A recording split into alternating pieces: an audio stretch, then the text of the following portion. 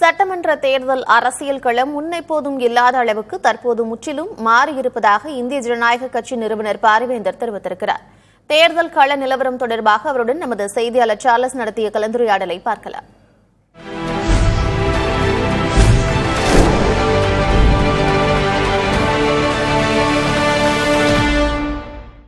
தமிழ்நாட்டுடைய தேர்தல் களம் தற்போது எப்படி இருக்கு? ரொம்ப சூடா இருக்கு. இது 4 முனை போட்டி. இதுவரைக்கும் இந்த மாதிரி ஒரு நிலை இருந்தது இல்லை. அதனால் மக்கள் குழப்பத்தில் இருக்கிறார்கள். ஒவ்வொருத்தரும் ஒன்று சொல்கிறாங்க. ஆனால் எல்லாத்துக்கும் ஒரே நோக்கு, ஆளுகிற அந்த திமுகவை அப்புறப்படுத்த வேண்டும். பரப்புரை களத்தில் இந்த முறை எது உங்களுக்கு சவாலாக அமைந்தது? சவால் என்பது என்ன? இந்த ஊழல் தான். சவால் என்பது என்ன? மக்களுக்கு வாக்குக்கு பணம் கொடுப்பது தான். இதெல்லாம் பெரிய சவால். தேர்தல் காலத்தில் நீங்கள் பார்த்தது மிக முக்கியமாக ஒப்பிடுறப்ப இந்த தேர்தல் களம் எப்படி இருக்கு? நானே தேர்தல் நின்றுருக்கேன் 3 முறை பாராளுமன்றத்துக்காக. ஆனால் இந்த அளவுக்கு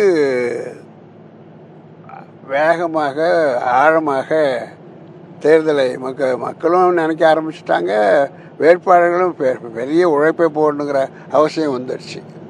ஏன்னா போட்டி விஜய் வந்ததுனால தமிழ்நாட்டு அரசியலே முற்றிலுமாக மாறி இருக்கிறது. அவர் வின் பண்ணுவாரா, அவர் மற்ற கட்சியினுடைய வாக்குகளை பிரிப்பாரா அப்படிங்கிறது எல்லாத்துக்கும். இந்த தேர்தலில் யார் முதலிடம் பிடிப்பாங்க, யார் 2ஆம் இடம், யார் 3ஆம் இடம் வருவார்கள்னு நீங்கள் நினைக்கிறீங்க? இந்த தேர்தலில் ஏதாவது ஒரு சேனல் சொன்னாலும் சரி, யூடியூபர்கள் சொன்னாலும் சரி, அவங்க சொல்கிறது அத்தனையும் என்னை பொறுத்தவரை அபத்தம். ஊகிக்கவே முடியாது. வாக்காளர்களுக்கு ஐயா நீங்கள் என்ன சொல்ல விரும்புகிறீங்க? வாக்காளர்கள் முதல்ல இந்த சின்ன சின்ன விஷயங்களுக்கு தங்களை ஆட்படுத்தி கொள்ளக்கூடாது.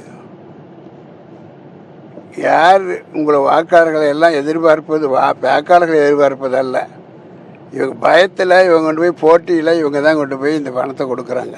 இப்போ கேரளா போன்ற இடங்கள்லாம் மக்கள் கொடுத்தாலும் கோவப்படுறாங்க. அதை அந்த அளவுக்கு வரணும். பக்கத்து மாநிலம் தான் அது. நம்மளை விட மக்கள் தொகை குறைஞ்சது எல்லாம். அதை தவிர மற்றபடி எல்லாமே நம்ம அந்த விட உயர்வாக தமிழ்நாட்டில் இருக்கிறோம்.